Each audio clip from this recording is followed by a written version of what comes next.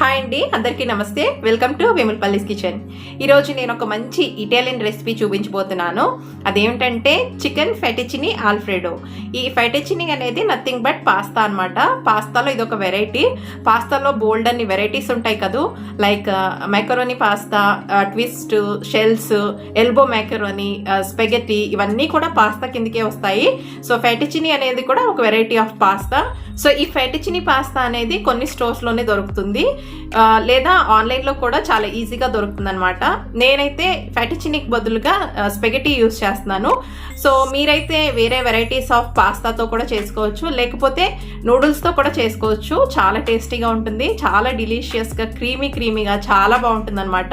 పిల్లలకైతే చాలా బాగా నచ్చుతుంది. సో మనకి దొరికే వాటితో ఎలా చేసుకోవచ్చు అనేది నేను చూపించబోతున్నాను. సో మరి ఇంకెందుకు ఆలస్యం, దీన్ని ఎలా చేసుకోవాలో చూసేద్దాం రండి. ఇక్కడ నేను ఫెటిచిని పాస్తాకి బదులుగా స్పెగెటీ పాస్తా యూజ్ చేస్తున్నాను. ఈ స్పెగెటీ ప్యాకెట్ ఫుల్ నేను కుక్ చేసుకుంటాను, కానీ ఇందులో హాఫ్ క్వాంటిటీ మాత్రమే నేను ఈ రెసిపీకి యూజ్ చేస్తున్నాను. సో మీకు ఎంత క్వాంటిటీ కావాలనేది చూసుకొని యూజ్ చేయండి.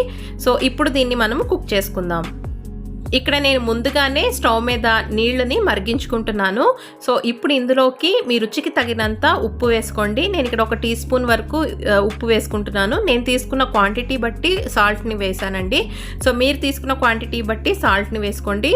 ఈ విధంగా మరుగుతూ ఉండగా ఇప్పుడు స్పెగెటీని వేసుకోవాలి. ఈ స్పెగెటీ అనేది డైరెక్ట్గా ఇలా వేసుకోవచ్చు, లేదంటే హాఫ్కి కట్ చేసుకొని అయినా వేసుకోవచ్చు. ఈ స్పెగెటీని ఒక 10 to 12 మినిట్స్ ఉడికించుకుంటే చాలండి, సాఫ్ట్గా కుక్ అయిపోతాయి. ఒకసారి ఈ విధంగా వేలుతో కట్ చేసి చూడండి. ఈజీగా మీకు కట్ అయిందంటే ఇవి కుక్ అయినట్లే. స్టవ్ ఆఫ్ చేసుకొని వీటిని వెంటనే ఒక స్ట్రైనర్లోకి వేసుకోవాలి. ఈ స్పెగెటీని మీరు పర్ఫెక్ట్గా కుక్ చేసుకుంటే మీకు స్టిక్కీగా అంటుకోవండి. ఇన్ కేస్ మీకు అలా డౌట్గా అనిపిస్తే వీటిపైన కొంచెం చన్నీళ్ళు లేకపోతే కొంచెం ఆయిల్ అయినా వేసుకొని పక్కన పెట్టుకోండి.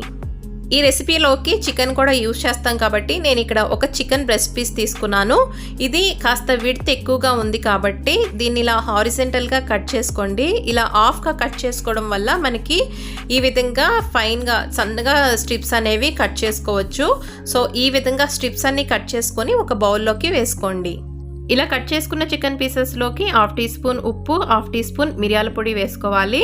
ఉప్పు మిరియాల పొడి మీ రుచికి తగినట్లుగా అడ్జస్ట్ చేసుకోవచ్చు. ఈ ఉప్పు మిరియాల పొడి చికెన్ పీసెస్కి చక్కగా పట్టించాలి. బాగా మిక్స్ చేసుకొని ఈ చికెన్ పీసెస్ని ఇప్పుడు ఫ్రై చేసుకోవాలి. ఇప్పుడు స్టవ్ మీద మందంగా వెడల్పుగా ఉన్న ప్యాన్ పెట్టుకోండి. ఇక్కడ నేను మూకుడిని పెట్టుకున్నాను. ఇందులోకి ఆలివ్ ఆయిల్ వేసుకోవాలి. ఇక్కడ 2 table spoons of olive oil వేసుకున్నాను. ఆలివ్ ఆయిల్ వేసుకోవడం వల్ల ఒక డిఫరెంట్ ఫ్లేవర్ అనేది వస్తుంది. మీరు ఆలివ్ ఆయిల్ లేకపోతే నార్మల్ నూనె కూడా వేసుకోవచ్చు. స్టవ్ని మీడియం ఫ్లేమ్లో పెట్టుకొని చికెన్ పీసెస్ వేసుకొని ఈ చికెన్ పీసెస్ని 8 to 10 మినిట్స్ వరకు ఫ్రై చేసుకోండి. లేకపోతే చికెన్ పీసెస్ అంతా కూడా చక్కగా సాఫ్ట్గా అయ్యేంత వరకు కుక్ చేసుకోండి. చికెన్ పీసెస్ సాఫ్ట్గా ఉడికాక ఈ విధంగా పక్కకు అనుకుంటే ఇందులో ఉన్న ఎక్సెస్ ఆయిల్ అంతా కూడా బయటకు వచ్చేస్తుంది. ఇప్పుడు వీటిని ఒక బౌల్లోకి వేసుకొని పక్కన పెట్టుకోవాలి. తిరిగి అదే ప్యాన్లోకి 1 టీ స్పూన్ నూనె, అలానే 1 టేబుల్ స్పూన్ బటర్ వేసుకొని ఈ నూనె బటర్ కాస్త కాగాక ఇప్పుడు ఇందులోకి ఒక పెద్ద ఉల్లిపాయని ఈ విధంగా సన్నగా కట్ చేసుకొని వేసుకోండి. ఈ ఉల్లిపాయ అనేది లైట్గా ట్రాన్స్పరెంట్ కలర్లోకి మారేంత వరకు స్టవ్ని మీడియం ఫ్లేమ్లో పెట్టుకొని చక్కగా ఫ్రై చేసుకోవాలి. ఇప్పుడు ఇందులోకి ఒక ప్యాకెట్ ఫుల్ మష్రూమ్స్ని క్లీన్ చేసుకొని ఇలా స్లైసెస్గా కట్ చేసుకొని వేసుకోవాలి. ఈ మష్రూమ్స్ ఎలా క్లీన్ చేసుకోవాలనేది ఆల్రెడీ నేను వీడియో చేసి పెట్టాను, ఒక చిన్న షార్ట్ అండి. ఆ వీడియో ఎవరైనా చూడని వారు ఉంటే కింద డిస్క్రిప్షన్లో లింక్ ఇస్తాను, చూడండి. మష్రూమ్స్ ఉడికేలోగా ఇక్కడ 1/2 ప్రిపేర్ చేసుకుందాము. 1/2 is nothing but 1 cup fresh cream అయితే 1 కప్పు ఫుల్ ఫ్యాట్ మిల్క్. ఈ 2 మిక్స్ చేస్తేనే 1/2. ఈ రెసిపీకి ఇదొక మెయిన్ ఇంగ్రీడియంట్.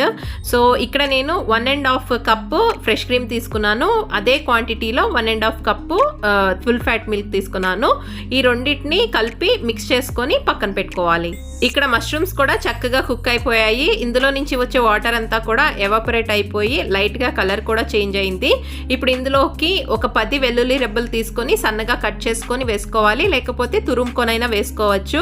వెల్లుల్లిపాయ అనేది ఎంత ఎక్కువగా వేసుకుంటే అంత టేస్టీగా ఉంటుంది ఈ రెసిపీకి. జస్ట్ ఒక 30 సెకండ్స్ మాత్రమే వెల్లుల్లిపాయని ఫ్రై చేసుకోండి. ఇప్పుడు ఇందులోకి 1/2 మనం ఏదైతే ముందుగానే పాలు క్రీము మిక్స్ చేసుకొని పెట్టుకున్నామో అదంతా ఇందులోకి వేసుకొని స్టవ్ని మీడియం ఫ్లేమ్లో పెట్టుకొని బాయిల్ చేసుకోవాలి. దీన్ని ఒక 6 to 7 మినిట్స్ వరకు ఇలా బాయిల్ చేసుకుంటే మనకి మనకి కొంచెం థిక్ కన్సిస్టెన్సీ అనేది వస్తుంది.